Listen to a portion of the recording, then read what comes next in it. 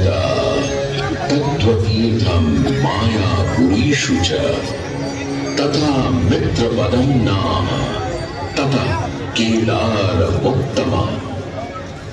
आस्था, श्रद्धा एवं सबसे प्राचीन सभ्यता का साक्षी है यह वाराणसी शहर।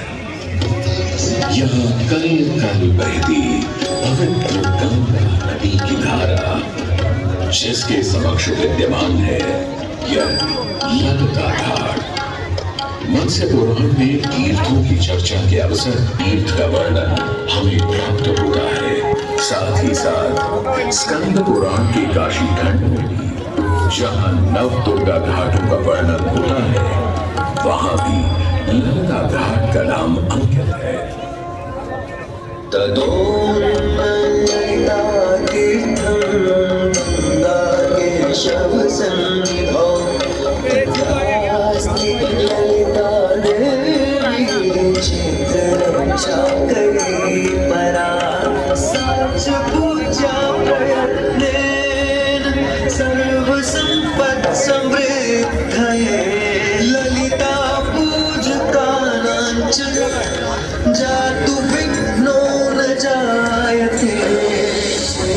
कृष्ण प्रियायां ललितां परिपूज्य वै नारी वा पुरुषो वापि लभते वाञ्छितं पदं। स्नात्वा च ललिता तीर्थे ललितां प्रणिपत्य वै लभेत् सर्वत्र लालित्यं। यद्वा तद्वानुलभ्य च लभेत् सर्वत्र लालित्यं। यद्वा तद्वानुलभ्य च। गंगा नदी के तट पर स्थित है ललिता तीर्थ, जहाँ क्षेत्र रक्षा करने वाली दुर्गा रूपी ललिता गौरी का निवास है, जिनकी सभी श्रद्धालु सर्व प्रकार संपत्ति लाभार्थ पूजा अर्चना करते हैं। इस घाट की सबसे विशेष बात यह है कि यहाँ शिव के साथ शक्ति के दर्शन भी श्रद्धालु मिलते हैं। घाट के ऊपर गली में मां दुर्गा को समर्पित देवी ललिता का मंदिर विद्यमान है। साथ ही साथ यहाँ काष्ठ एवं ईंट से बना राज राजेश्वर मंदिर भी स्थापित है। भगवान शिव को समर्पित काशी में यह मंदिर नेपाल के पशुपति मंदिर का प्रतीक रूप है। वर्तमान में सुशोभित यह ललिता घाट पूर्व में 3 भागों में विभक्त था। दक्षिण दिशा की ओर से चले तो नेपाली घाट, ललिता घाट एवं राज राजेश्वरी घाट। इनका उल्लेख सन 1931 में मोतीचंद्र जी ने किया, जहां नेपाली घाट एवं ललिता घाट के पक्के निर्माण का श्रेय नेपाल के महाराजा बहादुर शाह को जाता है, तो वहीं राज राजेश्वरी घाट के निर्माण का श्रेय सिद्ध गिरि जी को जाता है। कालांतर में नेपाली एवं राज राजेश्वरी घाट ललिता घाट में ही समाहित हो गए।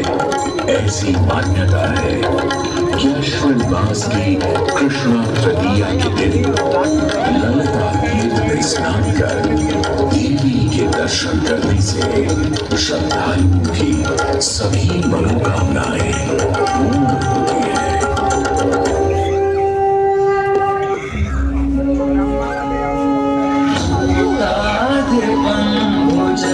भूषणभूषिताङ्गम् व्याघ्राजिनाम्बरधरं जटिलं नेत्रम्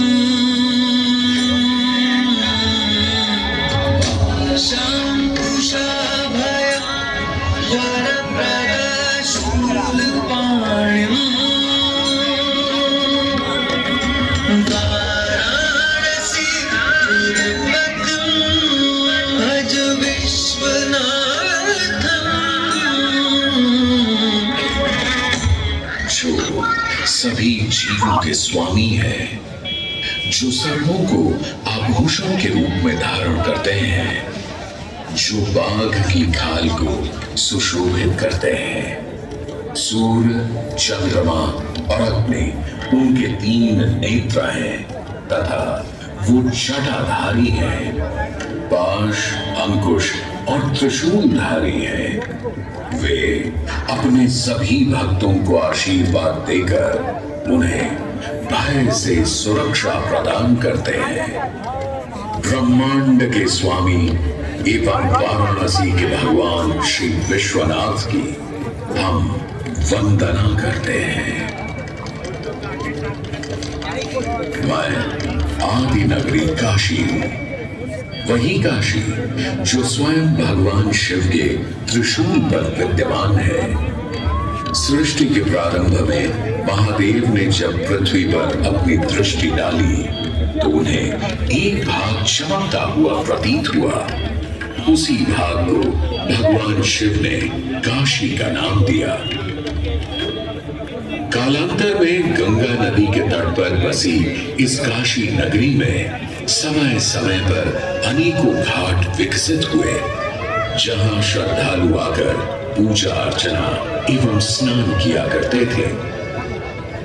माना तो यह भी जाता है कि यह नगरी एक बहुत सुंदर वन से ढकी हुई थी, जहां पीपल, आम, बरगद, शीशम आदि के वृक्ष हुआ करते थे, जिनकी छाया में बैठ ऋषि मुनि, साधु संत आनंद से तपस्या किया करते थे। इसलिए इस जगह का उल्लेख आनंद वन के नाम से भी किया गया है। जितनी पुरानी काशी नगरी है, उतना ही पुराना यहाँ का काशी विश्वनाथ मंदिर भी है। भगवान शिव को विश्वेश्वर, विश्वनाथ आदि नामों से भी संबोधित किया जाता है, जिनका अर्थ है संपूर्ण विश्व के स्वामी।